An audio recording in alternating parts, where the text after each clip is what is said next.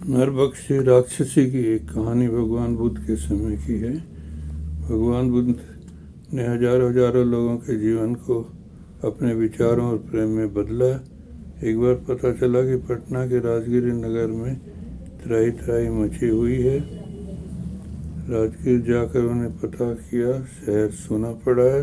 सड़कों पर, मैदानों में, बाजार में, सभी जगह कोई बच्चा तक नहीं दिखाई दे रहा है। पूछताछ करने पर पता चला कि शहर में एक राक्षसी का आतंक छाया हुआ है। लोग घर से बाहर निकलने में घबराते। वह राक्षसी नरभक्षी है, विशेषकर बच्चों का मुलायम मांस खाने की ताक में रहती है। इससे कोई बच्चा जैसे ही दिखता उसे दबोच पकड़ती और निगल जाती। नतीजा ये हुआ कि यदाकथ नगर के बच्चे गायब होने लगे। भगवान बुद्ध ने थोड़ी छानबीन की तो पता चला कि राक्षसी ने के भी 100 बच्चे, परंतु फिर भी उसे बच्चों का मांस खाने की आदत थी। यह जानकर भगवान बुद्ध ने एक उपाय सोचा। अगले दिन जब राक्षसी बाहर निकली तब भगवान बुद्ध पहाड़ पर गए और राक्षसी के सबसे छोटे बच्चे को खेल के बहाने अपने साथ ले आए। बच्चे को उन्होंने वेला छुपलाकर अपने पास छुपा लिया। राक्षसी जब घर पहुंची तो उसे अपना छोटा बच्चा जो घर से बाहर खेलता रहता था वह कहीं दिखाई नहीं दिया। उसने पूछा पर कुछ पता नहीं चला। आधी रात बच्चे को कहीं भी पता नहीं चला। राक्षसी बेचैन होकर घर से बाहर निकली और सारी रात बच्चे की तलाश में भटकती रही। रात भर भटकते उसके पैर दुखने लगे। थकान से परेशान होकर वह और भी भयंकर दिखाई देने लगी।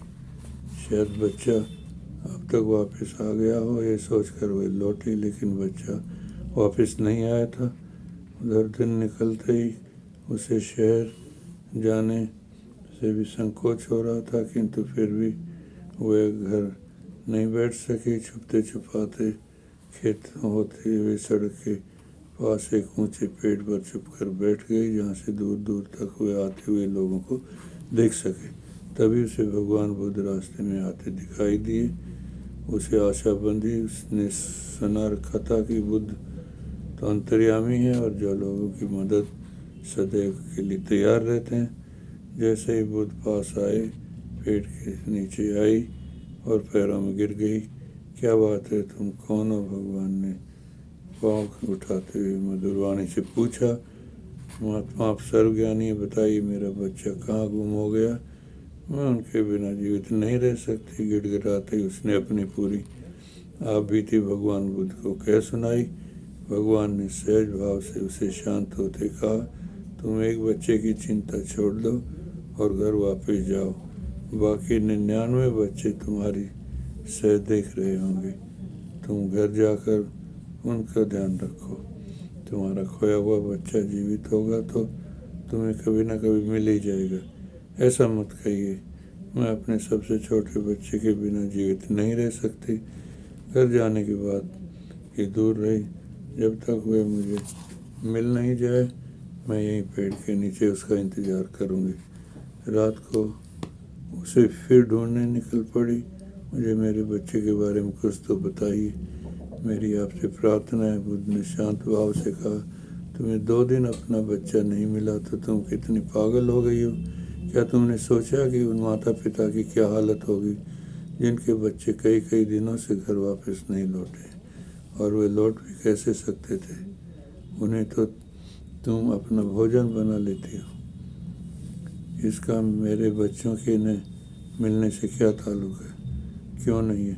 उन सैकड़ों बच्चों के माता पिता आज भी मन से आशा कर रहे हैं कि उनका बच्चा किसी दिन लौट आएगा। इधर तुम अपने बच्चे को लेकर रो रही हो, जबकि तुम्हारे पास इतने बच्चे और हैं।